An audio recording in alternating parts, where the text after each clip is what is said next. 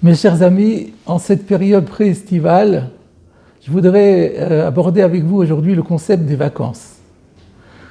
Parce que les vacances aujourd'hui constituent une vraie institution. C'est des phénomènes marquants de notre société. Et ceci exprime une conscience aiguë du fait que nous avons besoin de prendre du temps pour nous reposer et pour nous détendre. La question est de savoir dans quel objectif. Alors ça dépend du regard qu'on porte sur la vie, le regard philosophique qu'on a sur les choses. Par exemple, il y a des personnes qui pensent que la vocation ultime de l'homme, c'est le travail. Il y en a d'autres qui pensent que l'économie est le pivot essentiel de la vie humaine. Pour ces deux courants, par exemple, il est indispensable de prendre des vacances pour pouvoir restaurer les forces physiques, les forces spirituelles, intellectuelles, pour être encore plus efficace après en repartant. En quelque sorte, l'homme est la machine des machines et il faut de temps en temps l'entretenir, la remonter, la remettre en état pour qu'elle soit efficace. Il y a aussi le point de vue complètement opposé, des humanistes qui disent au contraire que les vacances sont nécessaires pour que l'homme ne soit pas abruti uniquement par les préoccupations économiques et qu'il y a des valeurs qu'il faut cultiver qui sont très importantes, comme par exemple la joie de vivre, la vie familiale, le bonheur conjugal, l'éducation des enfants.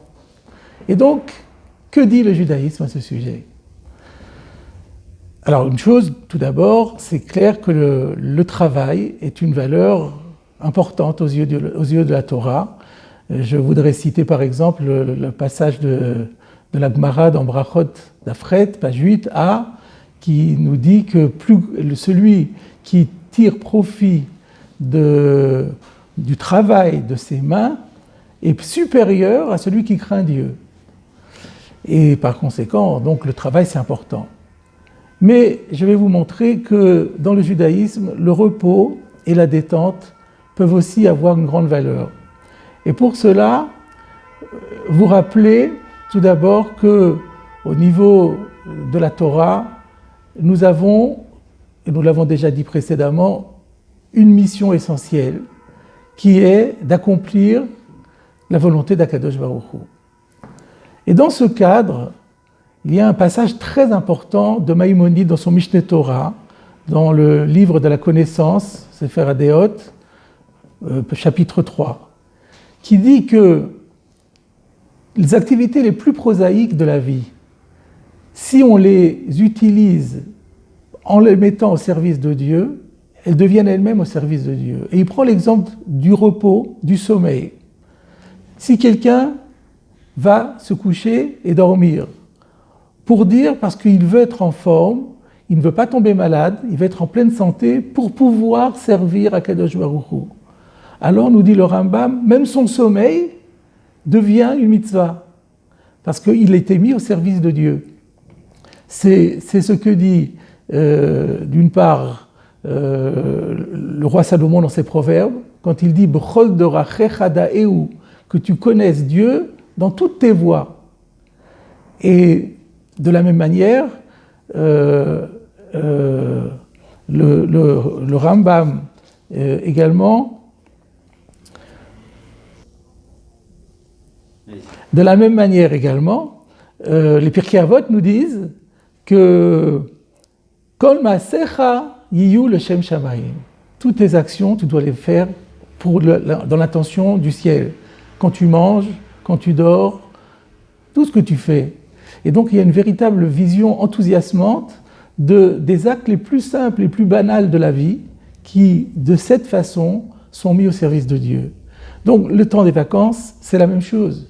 Les vacances ont toutes leurs valeurs, le repos et la détente ont toutes leurs valeurs, dès lors qu'on les met au service de Dieu en disant on a besoin de temps en temps de se reposer, de prendre du recul pour être toujours en meilleure forme et en meilleure santé pour servir Hachem. Cela dit, on n'a pas résolu encore toute la question, parce que comment on va occuper notre temps libre ? Est-ce qu'en jouant avec toutes sortes de distractions, on peut les mettre au service de Dieu ?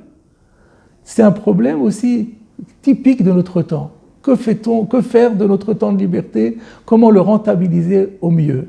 Eh bien, le judaïsme a sa propre réponse aussi qui est extraordinaire. Il y a une mitzvah qui est différente de toutes les autres. Et cette mitzvah s'appelle l'étude de la Torah. Elle est différente de toutes les autres parce qu'elle est sans limite. Dans le schéma, nous disons, Vedibar Tabam, tu en parleras, et tu en parleras tout le temps. Beshiftecha bevetecha, quand tu seras dans ta maison assis, Belertecha baderer, quand tu es en voyage, Beshorbecha, quand tu te couches, Bekumecha, quand tu te lis, tout le temps. Le prophète Josué dit aussi, Vagitabo yomam valayla, tu te plongeras dans l'étude de la Torah jour et nuit. Alors il est vrai que les rabbins ont dit qu'il suffit de fixer des heures particulières dans la journée pour l'étude, pour accomplir cette mitzvah. Mais ça, c'est seulement lorsque le reste du temps, on a des urgences à combler et qu'il ne reste pas. Alors, on a un minimum de temps à consacrer à l'étude de la Torah. Mais lorsqu'on se trouve dans une période de liberté où on a effectivement du temps, alors là, la mitzvah de Talmud Torah reprend tous ses droits. Et c'est cela, en priorité, à laquelle nous devons nous consacrer. Il faut bien comprendre que ces deux visions, le fait de savoir que le repos, la détente nous permettent d'être toujours au service de Dieu, que la mitzvah de la mitzvah d'étude de la Torah nous permet de nous élever toujours vers Kadosh Baruch Hu, c'est cela qui a permis aux Juifs de se sentir toujours dignes et solides et courageux face à l'adversité et face à toutes les épreuves qu'ils ont rencontrées. Et pour terminer, je dirais que cette étude de la Torah, qui est donc la solution optimale que la Torah a proposée à ce problème de notre temps qui est de remplir le temps libre, c'est aussi valable pour la retraite. Lorsque on prend sa retraite, on est menacé de désœuvrement, d'un sentiment de vide qui peut être parfois nauséeux.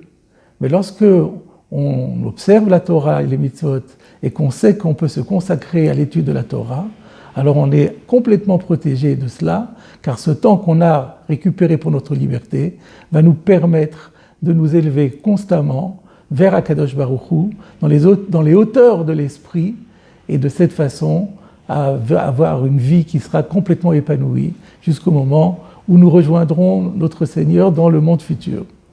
Une question de halakha, besoin d'un conseil personnel? Avec le service Questions au Rav, les rabbanim de Torah Box sont à votre disposition 24 heures sur 24, 6 jours sur 7, pour vous répondre et vous aider sur tous les sujets. Shabbat, couple, cacheroute, conversion, loi de deuil. Questions au Rav, c'est 13 000 questions reçues chaque année et répondues par écrit sur le site Torah Box et par téléphone, un appel reçu toutes les 4 minutes. Questions au Rav, un service exceptionnel, gratuit pour vous.